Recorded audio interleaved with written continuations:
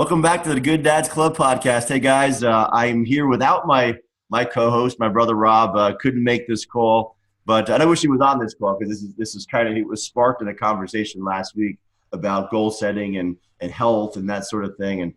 So I'm really excited to have my very good friend, Dr. Jeff Slocum, on the call with us for a lot of reasons. So I'm going to give you an introduction now that I had to switch gears because Jeff and I have been creatively spending time. We've worked with chiropractors and doctors and their staff. We've created. I've been involved with seminars that we've done in Mexico over the years, and just traveled around and done all kinds of cool things in leadership. So the reason I'm bringing Jeff on is because we met because I was one of his clients years ago. Through a product that Jeff had out there, I started. I learned of his existence. He had a great product. And then through a conversation, also realized that he was an awesome coach and mentor and brought me through a leadership process that really changed my life. So it's important that I start off with is honoring you as a mentor and as a leader, because you're such a cool guy, because we have so much fun together. We're so alike that we just ourselves when we're together, but we really want to just focus on the fact that you have an incredible program that you started, which is a pretty cool way. I want to tell you about how you started, how you went down to Mexico, how you pulled your whole family down there and lived down there and did this whole process to create this program of leadership, and you studied leadership. So if we could talk about that today, I think that it would be really cool benefit, and maybe even discuss possible ways of maybe engaging dads in a way where we could also help them go through a similar process. Yeah, no, that's cool, man. So something that you've probably never seen me wear these glasses, right? So you normally see me like this. Pretty much, yeah, right. That's pretty much it. I put the glasses on it. My eyes straight. Great. Yeah. I wish I'd had these like for the first 48 years of my life. Right. Yeah. So now that you set the tone. Yeah, so kind of like The Jerk. Remember the movie? You put the thing in the middle there, everybody cross it. Of course. These are the reverse jerks. Right. Yeah, no. So Dave, thanks for having me on, and everybody out there, hi. I look forward to getting to know you a little bit more. But Dave's right.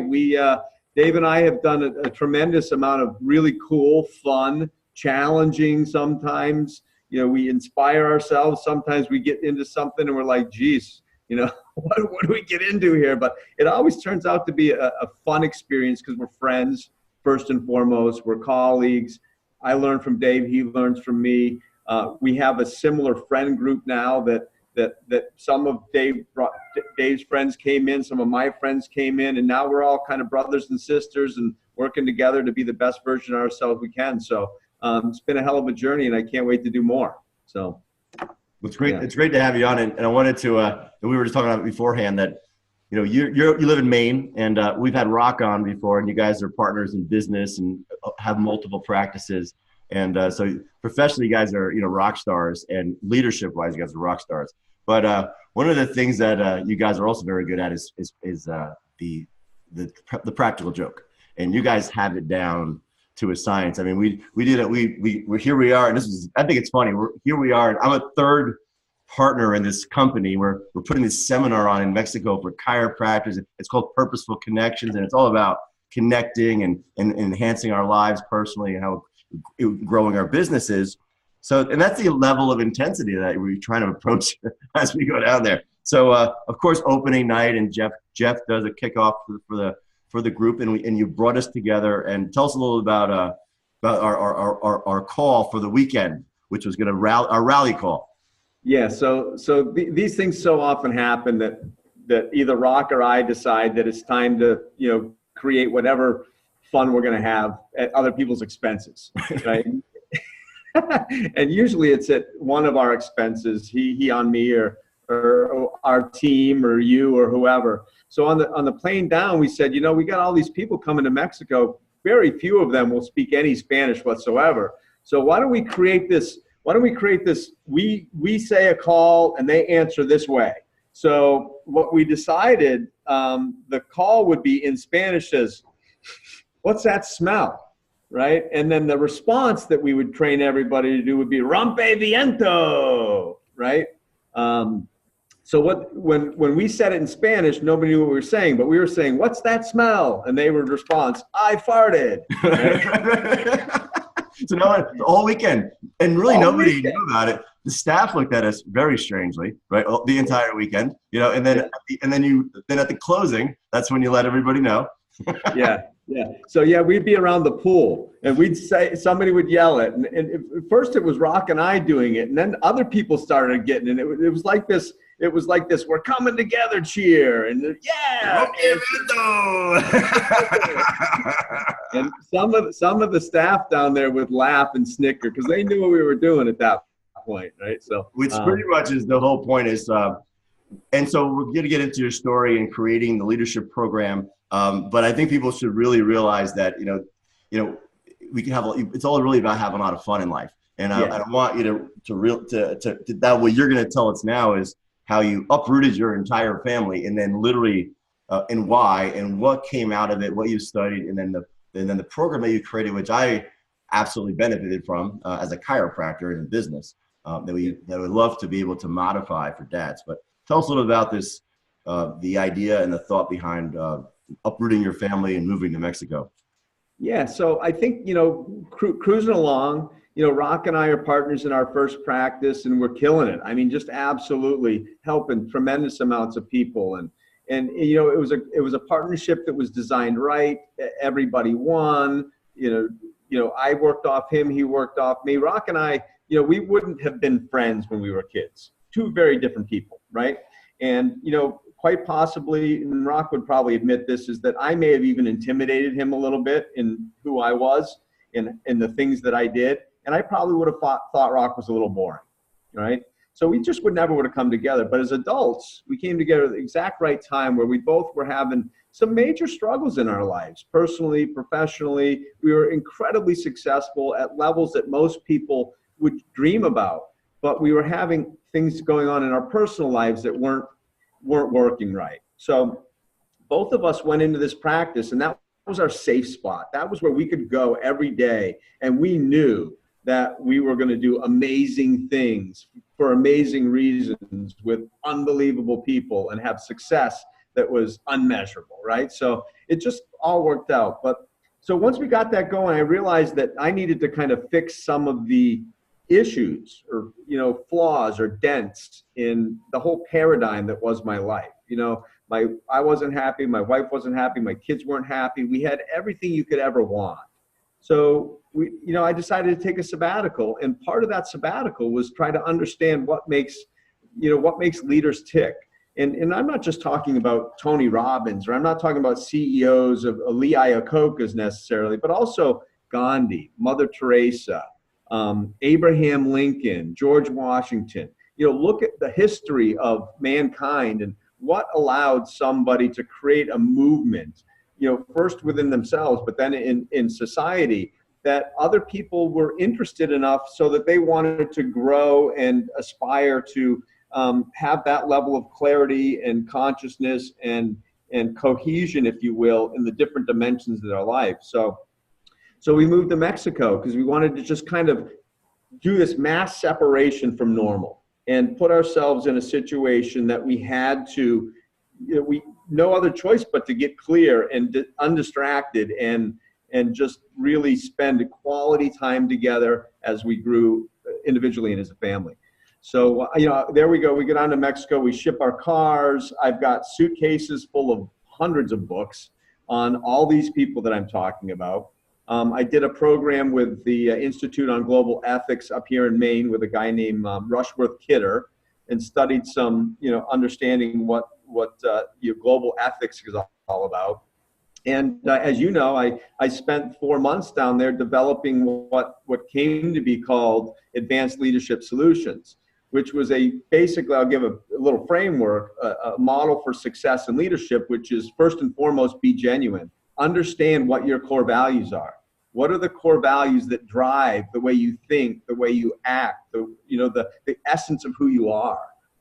First and foremost, be genuine. The second one was see clearly, understanding a clear vision of what you want to accomplish and why. And then after that, act purposefully.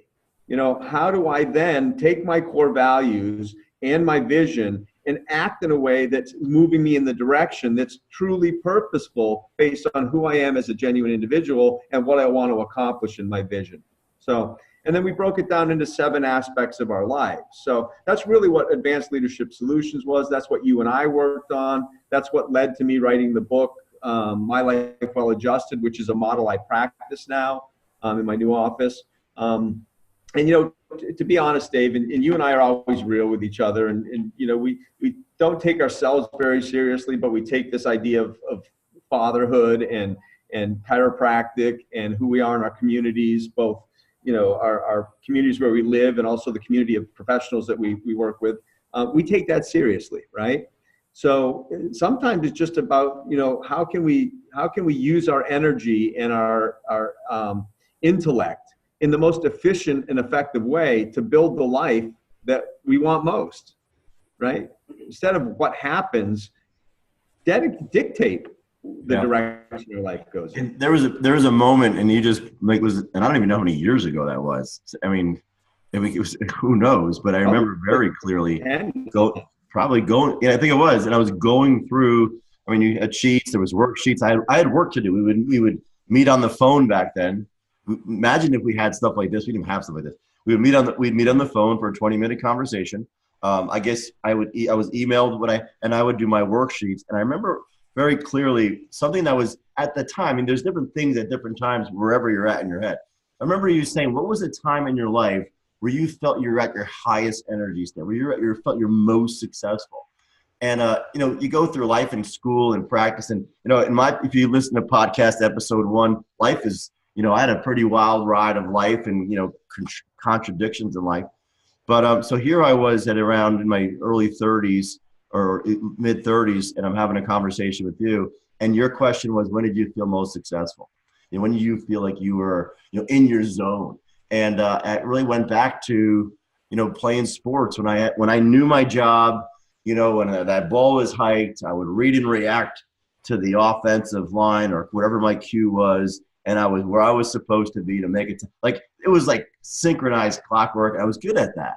And I didn't remember a time up to that point where I felt that way.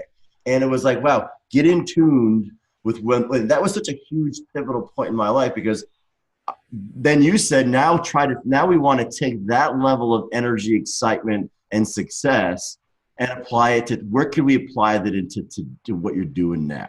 And it was like, wow, thanks for finding that renewable energy source somewhere in my brain that got me excited again. Got me, because it's like, man, I can't put the pads on and go whack people around anymore. They'll probably lock me up. But you know what? I can find that, or you know what? Maybe that wasn't all it was supposed to be. Maybe there's more things in life, or what else could I align my values and character? Just start weeding out some of the crap in my life and now start putting this stuff all together. So that was a moment, and it's just a piece. That's a small piece of the program, but like that question changed my life. So that among the program itself, but it was just really. I don't know if I ever told you that, but that was awesome. Yeah, in fact, while you were just saying that, it brought me back. I knew what you were going to say just now because I remember that moment when we talked about it. And I said, Dave's going to talk about football, because and then we also part of that, not to get too deep into it, but part of that was, you'll remember that we had, you create spaces in your life where you spend your time, where you have a bridge to that, right? Whether it's a totem or a picture or something that you look at that and you can access that state again, right? So we need that because life will, life is like, a tumbler, right? If we don't have something that, as you're tumbling around, you visualize that, you get reconnected, right? So, we all have brilliance in us. We all have clarity in us. We all have the capacity to be the most effective human being on the planet in every aspect of our lives. We're just never taught how to do that. We're never taught that that's even okay or reasonable or right? We're taught not to be awesome, right? Because that might be selfish or self-absorbed or whatever. So, a lot of the work that went into that was me coming to a place and saying, you know what, I deserve to be happy and healthy and successful and profitable and, all of that. And and I just had to reconnect with that. And, for me, it was reading how other people did it. Right. What were the characteristics of really successful people? How did somebody like Abraham Lincoln do what Abraham Lincoln did, facing what he was facing, right? He didn't do it by shrinking, right? He didn't do it by hiding. He didn't do it by saying, well, nobody's ever done this before, so I can't do it, right? He just found something inside himself. He was clear enough with what he wanted to accomplish. He understood who he was and how he was going to be that person to accomplish it. And then he took the steps that got it done. And, thank God Abraham Lincoln was around when he was, right? So, and there are people in your life that thank God Dave Moore is around when he is in my life. And we all have the capacity to be that person.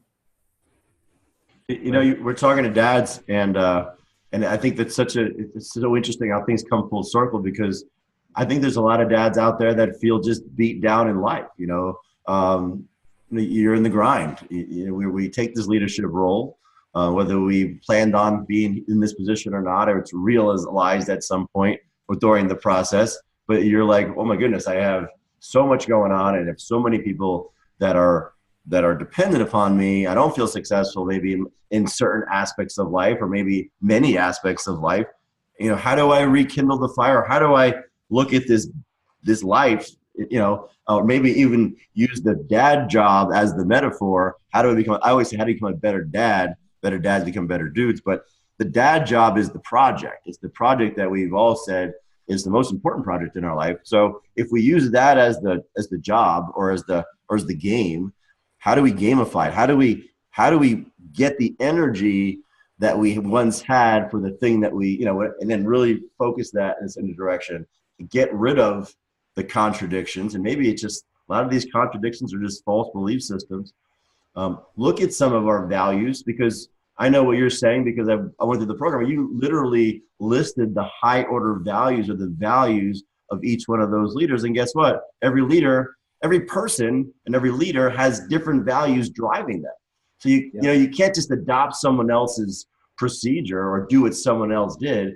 You really have to identify what drives you. And that's what I thought was the best, because once you boil it down to what drives you, then you can start plugging in your dad job and your job and your relationship, marriage, and all those things, because now you're serving your genuine self. Like you say in the first part, is be genuine. How do you be yourself? Right. And I think that's such a huge fact, because most dads are just maybe being what they're supposed to be, or saying what they're supposed to do, or just going through the motions because what they're supposed to do, but not necessarily acting genuine. And not that the actions would be different, but the motivation would be different. And maybe the actions would be different.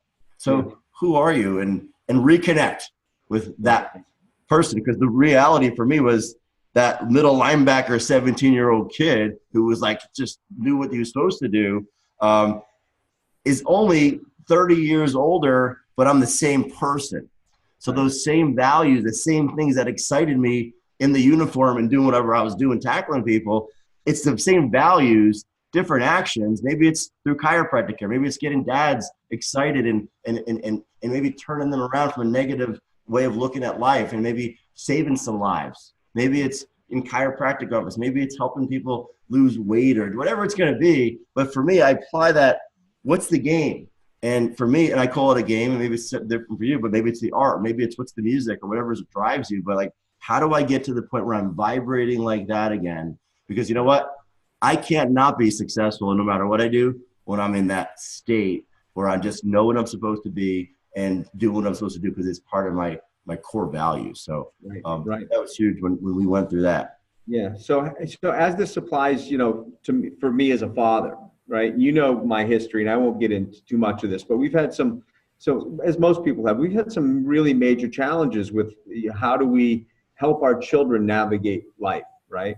And I'll give you just an example. So recently we moved to Central Maine. So I have a 16-year-old daughter, Amelia, who's a junior in high school. Now, of all of our kids, we knew that Amelia would make this journey most successfully. But what we found out with going to this new school, and she's playing a co-ed hockey team with boys that are really fast and aggressive and loud, and she's lost her confidence. because her old friend group have kind of not disavowed her or disowned her, but they're not interested anymore. But she's still connected through technology. And her new friend group, she hasn't really found a way to fit in and be genuine. And so she's losing her confidence right now. And so my wife and I were talking about this last night, is that Amelia spends a lot of time just in her bed, on her phone, watching TV. When she's not playing hockey, she's just in a kind of a depressed, lack of confidence, undirectional way in her life. And, it felt disingenuous to me how I was handling it. I was hoping that she would get better. I was having conversations with her about how proud I was of her and how well she's handling this change. But it came to me last night that it was time for me to really step up. And so what I said to Debbie, I said that we need to get Amelia engaged in a different way. We need to work with her and talk to her about all of her strengths. We need to engage her in a way where she will get out of bed and get back in life again. Not necessarily with these friend groups, but how do we get her engaged in something that's meaningful, that's exciting, that's impactful? How can we get her out volunteering or getting a job or doing something? And that was the moment last night where I decided to stop being fearful or anxious or doubting the decision that I made and start being a more effective, dedicated, consistent leader for my daughter. And, when we're not doing that, it feels wrong, right? We know that we're not acting in our best self in those moments. And sometimes it's the comfort or discomfort of doing something about it holds us hostage. So for me, I went back and I said, what is my responsibility? What do I need to do to make sure that Amelia's living her life in integrity with her character and nature? And when I asked those questions, I realized that she wasn't fulfilling the best part of who she was, and I wasn't helping her by being fearful or anxious or coddling her with, I'm so proud of you, right? It's time for me to take a strong stand and forcibly maybe demand that Amelia step up to her greatness again. And that changed things. The energy around it changed for me. The energy around it for my wife changed. And now we're dedicated to having a conversation with Amelia and just say, you know what? You didn't get a choice on whether we moved here, but you get a choice on what this means in your life. And we want to help support you to make sure that you're your best self in this, that you get your confidence back, that you engage in a meaningful way. And then 6 months or a year from now, you look back and you say, you know what? I am so glad that I had this opportunity to be challenged in a way that allowed me to grow in who I am. So, and that comes back from this whole be genuine, see clearly, act purposely. When we're not doing that, Dave, we know it. Right. It's a matter of not just recognizing it, but be willing to feel that discomfort and do something different with it other than letting it take over us. Right. Wow. Wow, that's hugely beneficial. I mean, knowing and hanging out inside the closed group and knowing what dads are going through, up until this moment, it seems to me like just a bunch of dads who are just like don't know what to do, but we're staying accountable. This particular conversation, I'm not even like I'm going to take this video straight from here and put it right inside the closed group and like almost like make it mandatory everybody watch it.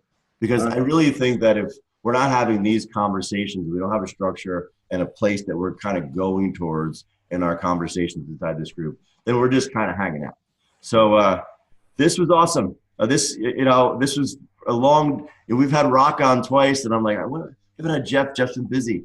Got to get Jeff on the call because I know that now this changes everything. I really do think that if guys are out there, you're watching this, and I hope you do, because I'm going to really push this today and over the week as we're getting towards the holidays and the new year, that you don't have to be alone, and you also can have a structure and a process to start really identifying really what's going on, and not so you're wondering what's wrong with you, connect with everything that always was right with you. The thing that drove you, like that's telling you right now, years ago, in a process that I really had to go through, not just for business, but it was for life.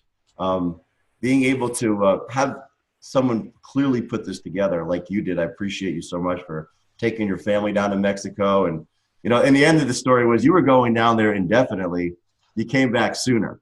And, because, you know, it's just one of those things in life, you know, but what a dad, like, what a dad. So, you know, we goof around, like I started the conversation up, and we really 99.9% of the time we're cracking each other up, busting each other's chops, doing whatever. But that's what I'm trying to say is getting back to who you are as a dad and a leader. The what you have as far as content and what you can share is just really over the top. So appreciate you being on the podcast. Like I said, this is the first. I'm going to go right to video, right to the page today, because I think we could take the tone of this group, and you know, I'm going to be pulling you in for that. So I will take the tone of this group and start helping some dads make some better steps, so we can all do this together. So love it. Cool, man. Thank you so much. So tell me, what do you think of the dirty schnauzer look? Wait, didn't you? What did you have on? Did you dye something? What was that? No, I was messing with you. I told you when I came on the call, I was going to have platinum hair and a black beard. That's right. I was expecting that. I want to know. You always come on a little scruff. You're in Maine. That's as clean cut as it gets in Maine. You're like, what? That's right. You can't see it right now, but I got my car hats. Yeah. Hey, man. Well, hey, love and appreciate you. If I don't speak to you before Christmas, as of this recording, it's 5 days away, which we probably will. Merry Christmas. Happy holidays for you and your family. You too, buddy. All right, have a great day. Later, man.